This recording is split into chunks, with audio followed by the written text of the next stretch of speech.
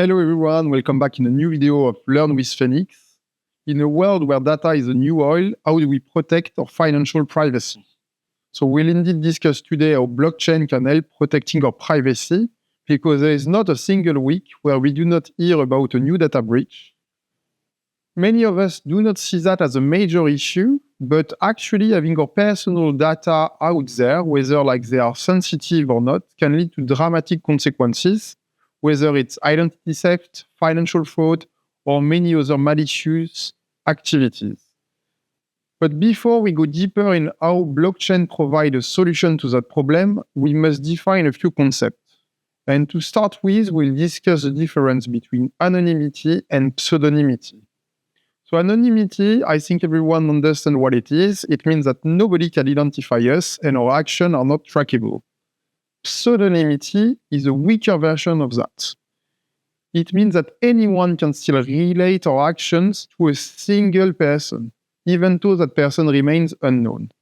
And blockchains by default provide with pseudonymity.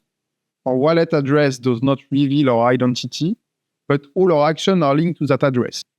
We will come back to that a bit later in the video because it has some consequences. So when we said that anyone could see our transactions, that's actually partially accurate. It's only true with public blockchains, which are by definition fully transparent. But when we looked at private blockchain, it only allows authorized users to view transactions. They are private networks, as simple as that. You can think of the difference between the internet and an intranet to understand the difference between a private blockchain and a public blockchain. So as a result, private blockchains are by design much more private than public blockchain. But you may be thinking that it goes against the spirit of decentralization, which is usually promoted by blockchain users. And don't hear us wrong, there are many reasons to advocate for private blockchains because they have many user cases. But if you're watching this video, it's very likely that just like us, you're a strong advocate and user of public blockchain. That brings us to the notion of privacy trilemma. It's derived from Vitalik's scalability trilemma, which we tackled in another video. The privacy trilemma states that most solutions can only solve for two out of privacy, programmability, and decentralization. There is no need, I think, to explain privacy and decentralization. It's quite clear, but we may want to spend slightly more time on programmability. Programmability is simply the ability to be Turing complete and solve for all use cases. So if we want to improve the privacy, it should be at the detriment of either decentralization or programmability. So before moving on to the existing solution and potential prospect for improved privacy on the blockchain, let's see why we should care about privacy. Because after all, we all choose to work on the public blockchain here. It means that we are okay with pseudonymity. Yet, as transparent as you may be, you may not want everyone to know all about your purchases. Because imagine a world where any shop could know what you've been previously buying just because you bought one single item from them. Or if your friends could know exactly how much money you hold on your account just because you send them a couple of dollars. That may be acceptable so far in the blockchain because most of us are using it aside the traditional financial network, in the sense that most of our daily purchases are done outside of the blockchain. However, if you want one day to have full democratization of the blockchain, meaning blockchain replacing the trad fee system, you may want to have some system that would allow for a little more privacy than there is at the moment. Also, you may think that everyone aspires to more transparency. If so, that's fine, but you're likely just like me to be living in a country where there is no repression or censorship.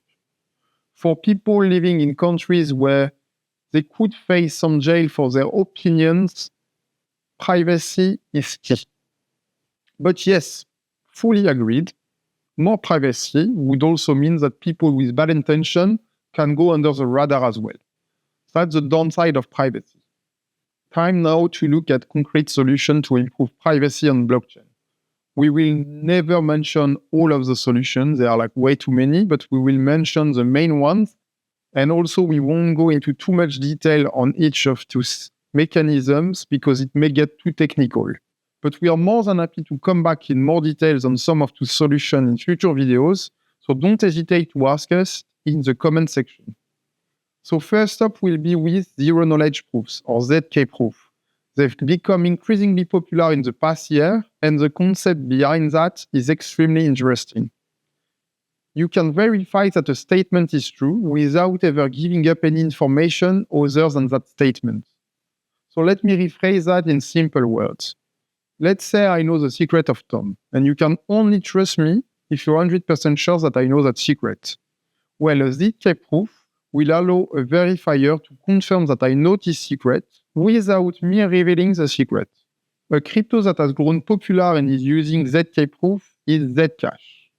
You should check it out to understand a bit better how a ZK proof works. Moving on to ring signatures, which are also related to a popular crypto called Monero. A ring signature will allow sender of a crypto to remain hidden from any other parties. That's achieved through the use of decoys. A signature is merged with other past signatures from that blockchain. And now, quoting directly the Monero website, from the perspective of an outside party, all of the inputs appear equally likely to be the output being spent on the transaction. Once again, it's a bit more complex than that, but for the purpose of that video, that's good enough. Let's go with a solution that may be a bit more palatable to everyone, which you may actually have even experienced on the traditional banking system, for the use of a stealth address. It may not seem familiar just like that, but think of your one-time virtual bank card to do online purchases, for instance. That's what Revolut provides. Well, similarly, stealth address provide one-time addresses for every transaction. And Monero once again leverages on that mechanism on top of the ring signatures. So far, we've only discussed about ways of hiding your address. But there is actually another way to achieve more privacy in the blockchain is by hiding the amount and assets, and it's particularly useful to large traders who may not want everyone to know exactly what they're about to do so that nobody can front run their trade. So that's where confidential transactions are taking over. That may not seem very intuitive at first because you would expect nodes to check whether the transaction sender actually owns the amount of that asset so that no new coin could be created out of that transaction with no reason. So how can we achieve that validation without disclosing amount and assets? Well, we're not going into too much details, but confidential transactions rely on what we called an homomorphic encryption. And for the more mathematical minds amongst us, it relies on a complex mathematical function which has a particular property. Function of a plus b is equal to function of a plus function of b. And it also relies on what we call Pedersen commitments. Again, a full video, and this time with some visuals, would be required to fully explain the mechanics behind that. But what you need to remember is that that function would actually hide the amount you have sent and hide the amount that is being received, and that without compromising the entire validation. So there are many other ways to improve privacy on the blockchain, and we tackled in this video the most discussed one.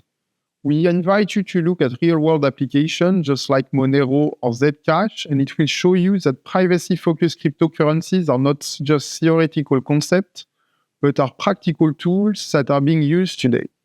However, as we move forward, we will face an ongoing challenge, striking the right balance between privacy and transparency.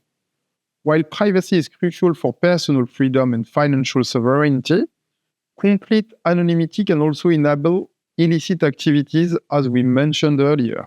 So the blockchain community will need to work alongside regulators and policymakers to navigate that complex landscape carefully. And as blockchain technology continues to evolve, our approaches to preserve privacy in the digital age will also evolve. The innovations we discussed today are likely to just be the beginning. Now we want to hear from you. What aspect of blockchain privacy intrigues you the most? Also, do you feel more concerned about personal privacy or regulatory compliance? So share your thoughts in the comments below. We will read them and reply. If you found the video helpful, please give it a thumbs up and consider subscribing to our channel. We release new videos just like this one every month, covering everything from technical deep dives to industry trends. If there is any blockchain topic you would like us to cover in future videos, please let us know in the comments. Thanks for watching, and remember, in the world of blockchain, knowledge is not just power, it's privacy. See you in the next video.